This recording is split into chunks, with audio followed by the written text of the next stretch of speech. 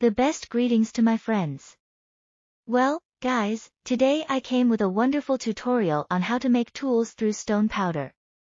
Today, my tutorial will be comprehensive and very informative, so stay with me. This tutorial can change your life. Can you say change now? I say yes, it will change. You can make the best home decor items with just a mold and a stone powder, including jars, handwritten writings, designs on the wall, and even plates, and many other things. You can with this training and with a very small investment, you can transform your life, like me and all my apprentices who are working at home now and like me, they have good sales. Well, my friends, I will leave you alone with this video and I will not say more than that, you will understand better.